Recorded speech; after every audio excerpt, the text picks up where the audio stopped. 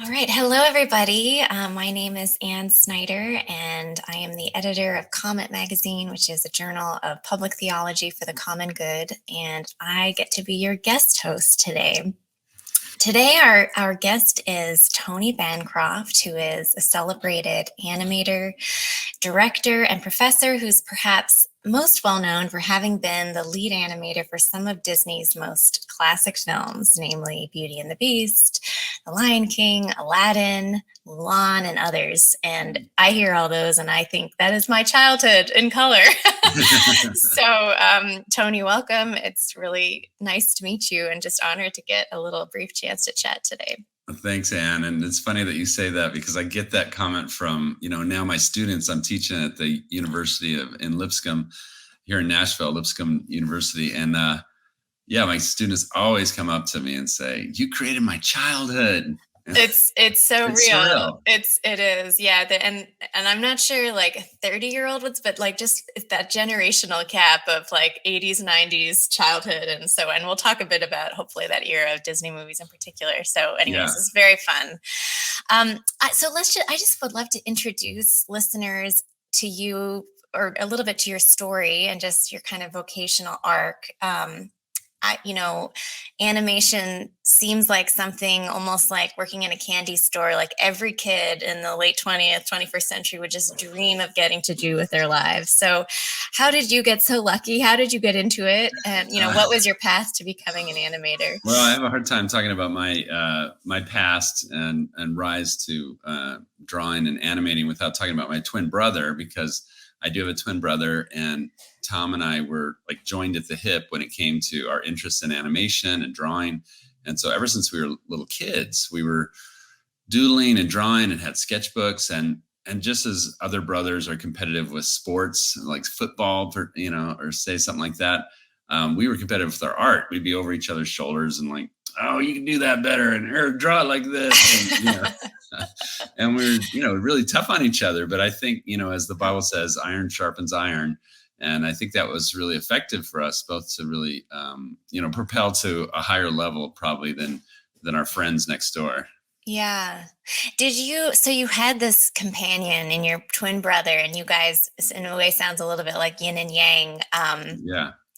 Did you, in the broader context of peers at school or on the playground or whatever, did you feel like you saw the world a little bit differently than other kids? Yeah, I think so. We always had we had a single mom, single parent family. That's what we came from. Older sister. And, there was always just this kind of feeling that we were, we were kind of partnered up. And we grew up in a childhood or an area in Long Beach, California, where it was kind of a tough, poor area. And my mom being a single mom, she's working all the time. So we were kind of latchkey kids. But what it fostered was a sense of imagination. We watched a lot of cartoons, of course, when we were little in the 80s and stuff. And then on top of it, we just had a lot of time to ourselves where we could just imagine things, create little comics, read comic books. We were very into comic books, comic strips at the time. Charles Schultz, I was like my idol when I was a kid, who did the Peanuts comic strip, and Calvin and Hobbes by Bill Watterson. And then all the Marvel comic books. So we just had, I think Tom and I just really soaked up and went into this kind of a world of imagination where story and character really drove everything. Hmm. And I imagine that holds true to this day in many ways. Do you like what? I'm sure there's a million things, but if you could name, I don't know, top 5, top 10, like what are the sorts of things that inspire you when you create? Is it something in nature or a book you've read or maybe a dream you've had? Or does it just feel actually much more mysterious than that? It's not necessarily coming from something concrete in the world. Yeah, when I was younger, I would say my inspirations were those things that I talked about earlier, which is comic strips, comic books. Yeah. As I matured a little bit and got into art school or even like college a little bit, I would start to really study life, and I was really inspired by God's beauty of design, and what was around me in the world started to have a greater effect on me. And then as I got older, I started really I've always actually, even since I was a child, I studied other artists too. I was always Mm, greatly inspired by the artists that went before me. I mentioned Charles Schultz and Bill Watterson already, but there was a plethora of other artists that drew comics at Marvel, and then when I got into animation later in college, which I didn't really catch that fire until college age. But then I started studying all the animators, the nine old men of Disney animation, and mm, what their not only their personality traits, but how they drew and what their speciality was. It yeah, always fascinated me to see how creators of worlds and characters, whether they were cartoonists or animators or whatever, how they created their craft, yeah, and I even down to the thing of like I used to read these geeky magazines where it would go into what the artists used in the way of a brush or the kind of ink that they use, and I'd go out and buy those things, and I would just to be more like them.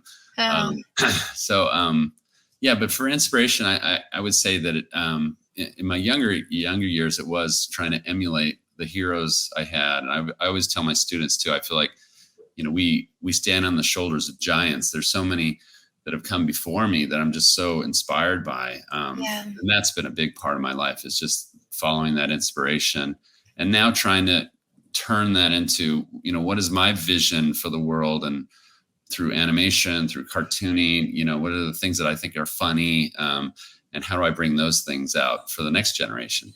right. Yeah, I love you just sort of acknowledging the role of exemplars. I remember early, I didn't know I was necessarily going to be a writer, and I had some fears like, oh, writers are so isolated and solitary in their creative process. What if you love people? Is that a problem? And I had sort of some older, more experienced folks who were in various, whether it was fiction or nonfiction or journalism, say just find a few writers you really like. Somehow you don't necessarily need to love their persona. I think writers aren't always known to be the best people. But just seep yourself in their prose style in there, and something by osmosis will occur. And I think Right. sometimes we get to a point where we start taking so much credit for what we've created, and you sort of forget the shaping webs that came behind us. That's true. So I just really appreciate you mentioning Well, that's that. true. I mean, I think I learned more from my brother, even that was right next to me in the same Yeah, bedroom when we were growing up, than I did from a lot of books that I read. And even though we were on the same journey and we were at the same level, there was something about seeing another artist growing and learning things that I could pick up on a lot quicker, because I could see him learning different lessons along the way and growing to a next level. And then that inspired me to grow to that next level and kind of soak everything in. So we really did. There was something about Tom and I think that just we fed off of where we were, and we couldn't grow and learn fast enough. right. At that young age, when we were like from elementary school on through college, we were just soaking up so much information. And this is a time when there was no internet. We had to go Right. to the library to find the 2 or 3 books on What's that? animation I'm just kidding. or I know. Yeah, what's a library anymore? But I tell my students that kind of stuff too, and they're like, "Oh my gosh, that's like ancient history." Yeah. Yeah, Yeah, but also so much fodder for I think in some ways maybe more open canvases to really create without yeah. distraction. And I mean, I don't want to get nostalgic necessarily, but what you just said about your brother, I've been reading a bit some of these farewells to Serena Williams off the tennis court, and she Oh, keeps saying there'd be no Serena without Venus, like uh, there was that sort of mutual feeding yeah, off, I think, early on. And sometimes that can be wonderfully competitive, as it sounded like it was. And then, of course, the fun and not, just to share the joy of a creative process and to pursue with someone very yeah. as a gift. I want to dig in a little bit more to, I mean, on the backs of this question, kind of what inspires you to create? Where do you get inspiration? You're in this very, I would think as an animator, you're in this very interesting middle space between reality and fantasy and Mm, imagination and what is. When you're designing a character or even just the shapes of a character, like the features, mhm. colors, we could even talk about, I feel like lines and design, of course, have evolved in my lifetime in animation. Yeah. Um, what are you trying to do? Are you? It sounds like sometimes you want to make people laugh. Sometimes I would think you want to really honor. Whether it's a specific particular cultural rendering or a particular like dispositional trait. Right. um I just, if you could flesh out a little for me, like what's going through your head when you're really polishing a figure that's going to be something in the world real, even if it's created by Yeah. you. um just what, like, the constraints you feel and also the motivations to make sure you're, like, what's actually motivating the final arc of the character Yeah. visually. Yeah, and so that's a great question, Anne, and it's very similar, I'm sure, for you as a writer. It starts with questions. I Yeah. start to ask myself questions about what I'm creating. I don't just like see a fully rendered image in my head and then reproduce it. There is a conjuring. There is a certain alchemy, I guess, that starts with who is this character? What type of personality are they?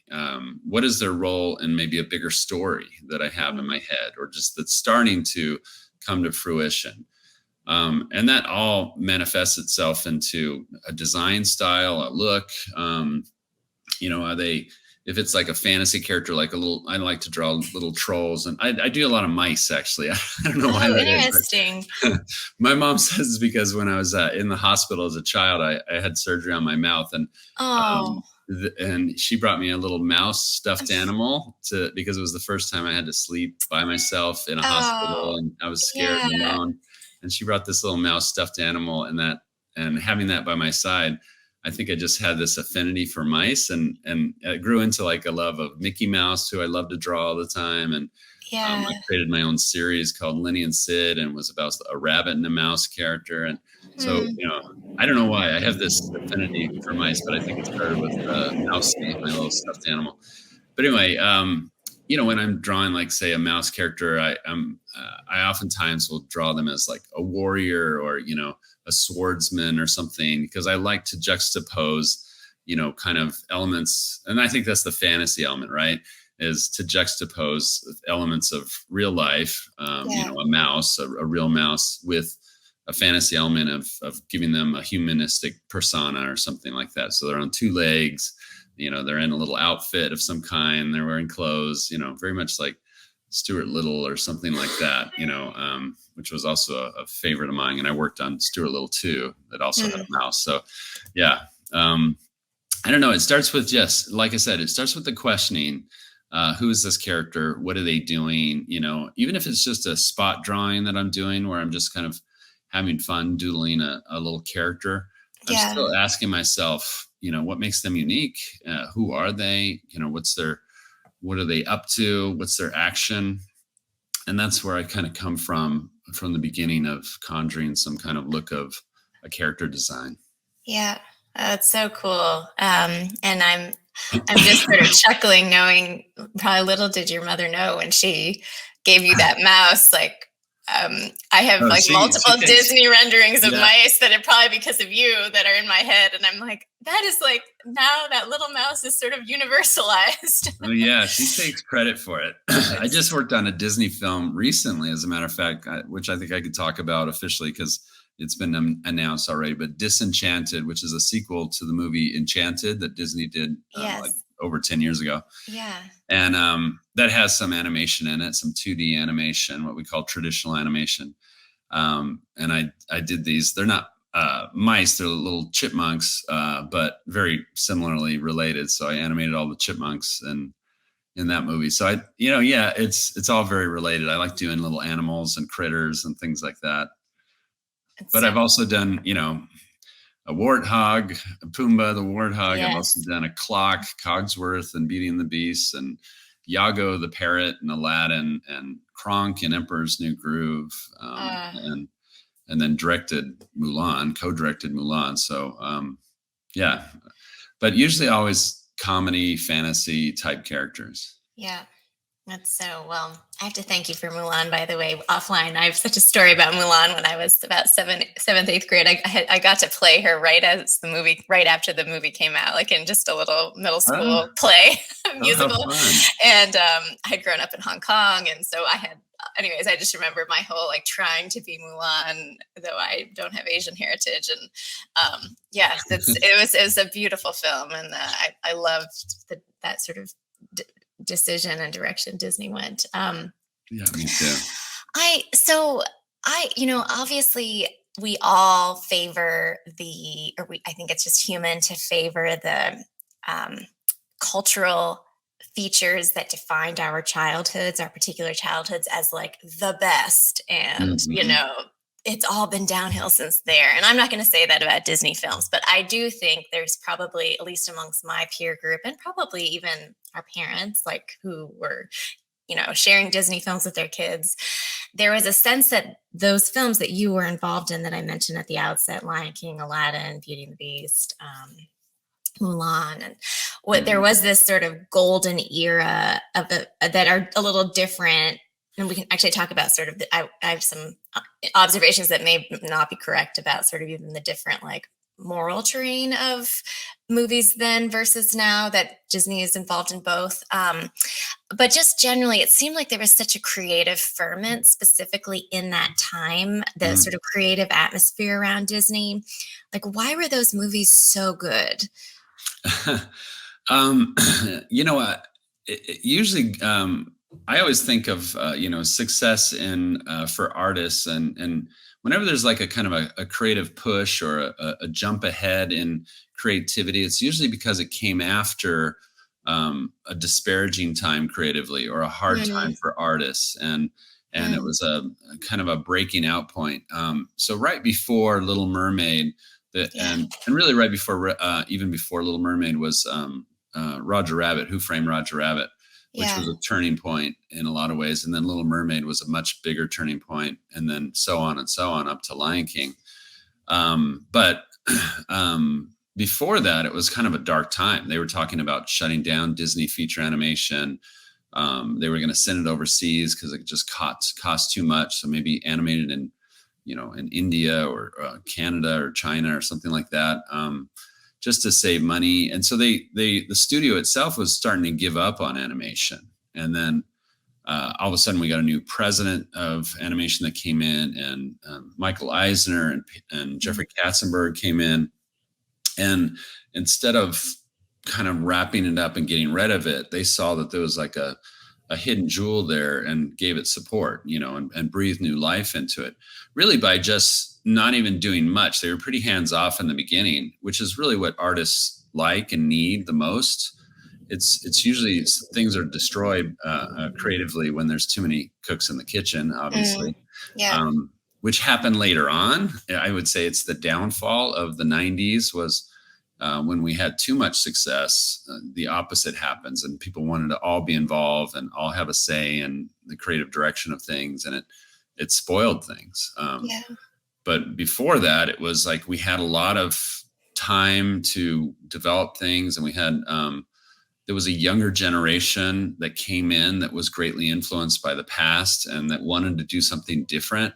yeah, And so we started talking about different kinds of stories, and then the musical, the Disney musical became a thing. Let's bring in songwriters and musicians from Broadway that could really bring our storytelling to another level through music.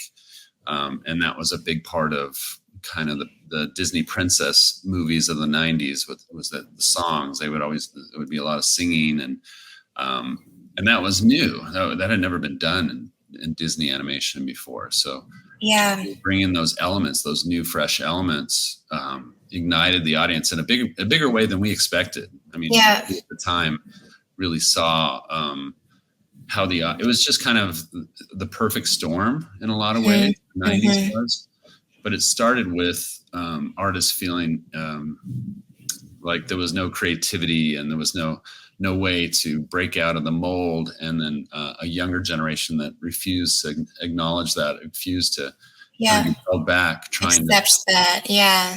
push the boundaries. Yeah. Right, right. Well, that gives me a lot of hope. I mean, yeah, some of my closest friends are artists and musicians, and they, it's funny, sometimes they'll like interrogate their own lives and say, I haven't suffered enough to be a truly great artist. Like, Yeah. great art Yeah. requires, and I get that. Of course, none of us want to have, but at a broader cultural level, it's fascinating where you sort of talk about the fallow ground that somehow yield like was just the precipitating factor to an unleashing of a renaissance, it sounds like, Yeah. and that pattern throughout history, and maybe gives me hope as I just even thinking about the pandemic the last few years. And that's Mm, really interesting. And you, I realize you probably can only say so much. You're not representing Disney or anything, but I yeah. am curious, like, um, in tr- how like people like me would view the film world as like very cultural drivers in many ways, but also like all of any sector is sort of a mirror of a we're like downstream from broader cultural currents. And I remember it was so funny. It was just a vivid memory a few years ago when the movie Frozen came out, and it was such a Yeah. huge deal amongst young girls, and Let it go. Yeah. yeah, all that. And it was interesting, and I liked the film fine. I didn't quite understand. I was like, maybe this is the Titanic, like what the Titanic was for my middle school years. That's what this is for like 5-year-olds. It's just so, um, and I went around that time. I was babysitting some very young nephews and nieces, and I was actually at my grandparents' house, and they had an old VHS of The Rescuers, which is a sort of a lesser known Disney film. Yeah. But so we watched it it was like a 3-year-old, a 5-year-old, a 6-year-old, and then I had a peer my age, sort of fellow babysitting. And the kids, like a couple of them got very, very scared. And Hmm. I was just struck by in some ways, the darker energy and spirit of that older Disney film, which was a little bit more about, of course, there was an orphan character, um, sort of evils beyond the self, where it feels like now some of the moral dramas in Disney films are about like finding your true self and like looking within. And I'm making very broad generalizations here, but this is a Yeah. long runway to ask, are there conscious conversations happening in design production, sort of like, yeah, the creative plot narration shop of a big huge film company like this, to sort of, or do you think it's just unconscious that we're just reflecting kind of the emphases and currents of our day insofar as what we feel like the concerns are that we need to either present before children? Or does that make Yeah. sense, like almost like the psychology in different eras of Yeah. what is the nature of the drama of life? Yeah, and I don't know if you're getting towards like if you're heading towards like is there an agenda of like putting Well, in socially relevant elements? I mean, I could ask that. I mean, you could address that if you wanted, but it's less about that and more, I think, just wondering, yeah, how conscious. I'm just curious about the background conversations as Yeah. stories are narrated, and Well, and it is an interesting question to ponder because absolutely, I think, and you would know this as a creative yourself, Anne, but when we're developing something, we're greatly influenced by where we're at that moment, and we make yeah, things as creatives because we love it. We want to tell a story that we'd be interested in sitting as an audience, and so we're usually at Disney. We were always our biggest audience was ourselves and each other, and so we made films and told stories that we would want to hear, that we enjoyed, and going to fantasy worlds and stuff like that, or seeing over the top villains or something. That was because that we were into that and we wanted to see those kind of stories told. So there is that personal element that affects everything that we do. We're not really, I think the hardest and probably the worst thing that a creative can do is try and make a film just for a very specific audience, because we all have a different idea of what that audience is, and we're probably very wrong right, about where the audience's head is at any yeah, given time. But we know what we like, and we know what So I think there has to be a letting go, if you will, hmm of hmm and a freedom as a creative to kind of go, I don't know if this is going to play. It's a real risk. I don't know if this is going to be something that people gravitate to, but I know I'm into this and I'm having fun with it. And I just want to continue having fun and make this movie. And I think the best things come from that. Yeah. But on top of that, and a little bit closer to where you were going, I think is that, yeah, we're also very influenced as artists and creatives about, what we see around us, kind of the state of the world a little bit. Mhm. Um, and that's where I think in the past at Disney, there was always a sense of, let's not be too on the nose with things that are happening in the world because we want this to be evergreen. We want Right. these films to be unhindered by a time period or anything like that, so they can be universal and that they can be evergreen for the audiences to come. I would say that's changed a little bit over the years. And as a Christian, I'm not really happy with. I haven't worked for Disney since 2000, so I think I need to Mm. say that up front. Yeah, I'm not a Disney I do. employee. I Yeah. was a Disney employee for many years, but it was mostly during the 90s, and I've been out of Disney longer than I was in Disney at this point in my life. But I've been in animation for 30 years. I do a podcast about animation with my twin brother, the Bancroft Brothers Animation Podcast. So I try and stay very relevant to the animation industry and to Disney particularly. I have a fondness and a love for Disney, and I have a lot of friends that are still in the Disney walls. So I know a lot about, not only where it's come from because I was a part of that era, but also where it is today and how it's come to that point. And it is, as a Christian and a believer and as an audience member more than I am a creator at Disney, I'm disappointed, Yeah. in how much of an agenda has bubbled up there at Disney Feature Animation, and it comes from the top. It's the executives that are usually not very creative or additive to the stories, but they're always trying to push for, like, well, people groups in this area are going to want this, and they tend to be very liberal. They tend to be very biased in their world viewpoints towards a very liberal agenda. And even though, in the past, we never wanted to talk about politics or get any of that into the films, now it's such a big part of the world that we live in that it's permeating Yeah. into the culture of entertainment. Right. And I really do think of it that way, is that, entertainment has become such an important part of our culture, particularly in the U.S., Yeah. that of course it's going to start to permeate. Yeah. And the leaders at Disney are not Christians, and they never have been. you know. Right. So at least for the most part, I mean, there has been a small handful. I was one, and then there's been a couple other animators and stuff that were professed to be Christians, and so they had a different value and viewpoint, and we were able to affect change in some ways in the stories that we were telling. Like Mulan, for example. People have asked me in the past, like, well, how as a Christian were you able to, or why as a Christian did you have any mention of, like, filial piety or Buddhism? There's like little in the background. There's little sculptures of Buddha sometimes, very little, Mhm. but there is some in Mulan. And they're like, why would you do that? Well, first of all, I'm a director, but I don't own the company, and I can't make all the decisions. And second of all, Barry Cook and I, my co-director and I, we were both Christians. We are both Christians, and what we decided at that time was that we were going to do our best to honor the culture, honor the history of that dynasty that Mulan we were portraying her in. And during that time, it was probably 90% Buddhist in China. So you can't ignore that. That's a big element of, and it also is where the filial piety of, honoring your ancestors and all that, that's very rooted and deeply rooted as a spiritual philosophy for family values and things, and where everything comes from. It's a very spiritual thing for them. Right. Um, in honoring their ancestors and really living their lives to honor their ancestors. There's a certain responsibility there. That's a very foreign concept for us in the US.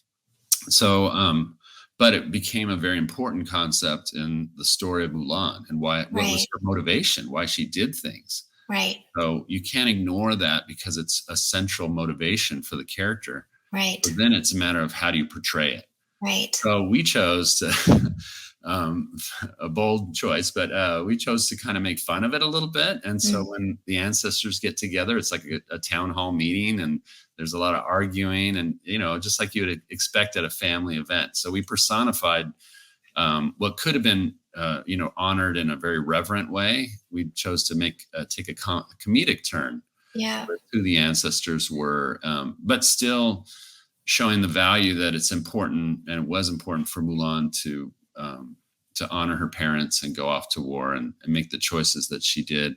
Well, it was actually it was a dishonoring move that she did, but then Mushu, of course, is going to rectify that by getting Right. her on the better path back Yes. home, and all craziness lets loose after that. Yes. Oh, I'm gonna have to rewatch it tonight. You're bringing me back, way back in time. But yeah, yeah. No, I can imagine like the sort of the weight of some of these knowing. You're in this case, you're navigating cross cultures and the weight of knowing potential controversies and portrayal, and it's yeah, it's and as you just said, increasingly nothing is politically neutral. It has seeped into every sphere. No, and I also have people that come up to me and say, "Wow, you guys were so progressive in showing a strong female back then in the late '90s, where before that, all the Disney princesses were relying upon That's their true. Prince Charming to come save them in some way, Hmm. and they didn't have certain powers by themselves, and we wanted to show Mulan to be." A person that was strong on their own. And really, she doesn't change herself. And this is the thing that I'm probably most proud of, I think, about this. I have three daughters. And so when we were making Mulan, we were starting to have very young daughters, little babies and stuff like that. But and my co-director Barry also had daughters. And we felt a certain responsibility to them to create, the new generation of a female heroine Yeah. for Disney, and not be the kind of the same, kind of needy, I don't know, princess of the past. Right. So we really had that. That was our agenda, I guess. But it really came from a personal place of being fathers to daughters and Mm. wanting to, knowing that Disney films had a larger impact on society in a way, and culture in a lot of ways. We found that to be a big responsibility that we took on to make Mulan unique and different. She doesn't change in the story arc of who she is. She really changes how society views the role of a woman in ancient China. Mm. And so, and that's no better way to show that than the emperor of China himself bows to her at the end, Right. and gives her like all the power of like, that just doesn't happen. And we made a big deal of it on purpose in a comic way. They're all like, Right. is she allowed to do that? The Yao line that he says. Totally. Yes. Yes. And but then we also wanted to bring it back to the smaller story of like she did it for her father, and so when she leaves the emperor and goes back home, it's that poignant scene under the blossom tree with her father where she gives him the sword of Shan Yu and this medal she gets from the emperor, and and he just pushes it away and says, no, the greatest honor and glory is to have you as my daughter. Mm. Those things don't matter and I still get choked up when Yeah. I think of that moment, and I remember the actor recording that, and he put such Mm. resonance and emotion, Motion. very Yeah. kind of very Chinese static kind of unemotional way. There was so much behind it, and I still feel like that resonates today, and Yeah. it still chokes me up. Yeah. Yeah. Ditto. I just have a couple more questions. I know Yeah. we don't have tons of time here, but and I want to land in the sort of the faith piece you've brought up a couple times, and what it is to be a Christian in this craft and business and world. But I guess as a runway into that, um, I'm just curious, like how collaborative generally is the creative process as an animator? Like the sort of balance between solitary work and kind of team magic? And has that changed over your career? And then, especially since COVID, is studio work generally trending towards more remote Mm. scenarios? How does that all work? Yeah, there's a couple answers there, but for sure, for me personally, I've had a lot of different experiences from working on big budget films like Mulan or Stuart Little 2 that were all in house. This is pre-pandemic, but we were all under one roof, and that's certainly that can be tough in a lot of ways because there's just so many more eyeballs, there's so many more meetings, there's so many just more intensity of the fact being in the middle of the factory, Yeah, and so it goes from being creative to sometimes on some days, on the bad days, it just feels like a grind, and you're trying to get stuff done, and there's so many voices in your head, and it can be really difficult as a leader or director to just do all that. right. And then I've worked on smaller independent films where it's just been two or three of us that had all the creative say, and there was Yeah, nobody like investors or executives over us that we had to report to and or explain what we were doing for their approval. And that was liberating and freeing in a lot of ways. And then yes, since the pandemic, it's been amazing how animation adapted probably better than any other entertainment form, I would say, certainly live action, because we were already kind of sequestered in our little offices doing our work day in day out.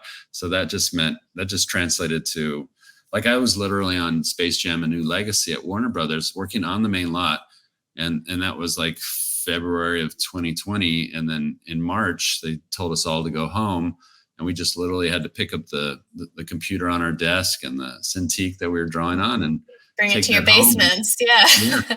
And the transition was within a week, we were up and Wow. making the movie again Wow. without, so that was one of the most productive times in animation because everything else shut down, but we were working like really Crazy. hard at home, Yeah. all the artists throughout LA and around the world. And things really opened up where it's like, there was no reason to go back in a lot of Right. ways since the pandemic. It's a little bit more hybrid system, I would say, but I don't know of any studios that are like telling people you got to come back 100% under the roof. Yeah. Most people have maybe a day or two they go in for meetings and that's it, and then they work from home the rest of the time, and they become more productive and in some ways more creative. There's a loss of, I do miss the there's when we were all under the same roof, even though there was those jokey times, there was those times where you'd go by your friend's desk and see what they were working on. It just made, this was that creative environment where we were kind of all doing it and inspired by each other. Joyful, Yeah, probably. and a little competitive too. I mean, Right. oh man, look what Joe just did over here. I can't believe it. Oh, I gotta make my scene Up my better. game. Yeah, Yeah. yeah, Yeah. I gotta do better on the next one. Yeah. Yeah. Yeah. Thank you. Well, on the sort of in the spirit of collaboration, I've noticed you've been so open about, in many, just giving sort of credit to, thanks to, honor to God for your creative gifts as an animator. And Yeah. there are just different things I've seen you, or I've read you've said about just, I don't think this would have been possible without the creative breath of this God that I worship. And I think this actually can be true for almost any profession, just in different ways, or any craft, or mothering a child, or. Hmm. But I'd just love to hear you reflect a bit as a person of Christian faith.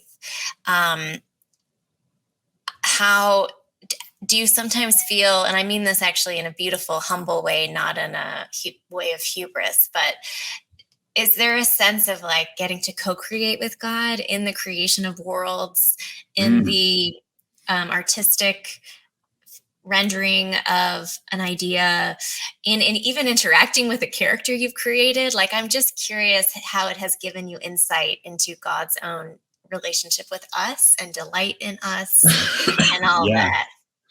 Boy, that's a great question, and a deep one for sure. Something that I've thought about more in my adult creative life, I guess, is that I'm starting to realize, um, kind of the footsteps of God in my, not only in my life, but in my creative thinking.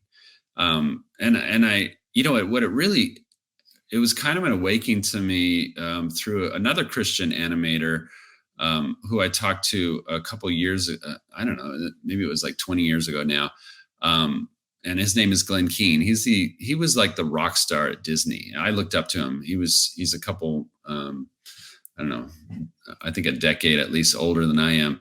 And so he came before me, and great Christian guy, but also like the best animator in Disney. And he created Mm. like Beauty and the Beast. He did Aladdin, Pocahontas, all the main characters. So that made him like, he was Wow. the A-list guy that did all the main characters. Christian guy, great guy. And he used to talk about how in Beauty and the Beast, the transformation scene where Beast is dying and Belle says, "I love you," just before he goes, and then magically he transforms into. It's funny. I was just telling my students about this the other day, but magically he transforms into the human that he becomes, and then they get married and happily ever after. Well, that transformation scene, when it came across his desk, and I've thought about this so many times since then, and tried to put this same kind of spiritual overtone into my work. For him, it represented his transformation into becoming a Christian, accepting Mm. Christ into his life, and the interchange that happened to him when he did that, from going from a beast to a man, kind of thing.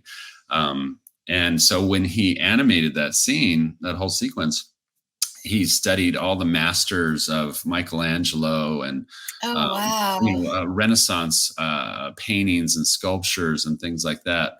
And he spent a month just digging deep into that. Did all the shading on the drawings and created this wind effect if you remember it, his hair is Yes. blowing and stuff. He heightened the level of that scene from what it was intended to be. The directors even didn't really expect what he was going to do with it, because he wanted it to be not only a special moment in the story, which it had to be, but he wanted it to be transformative on a spiritual level. He wanted to take Mm. it to another height.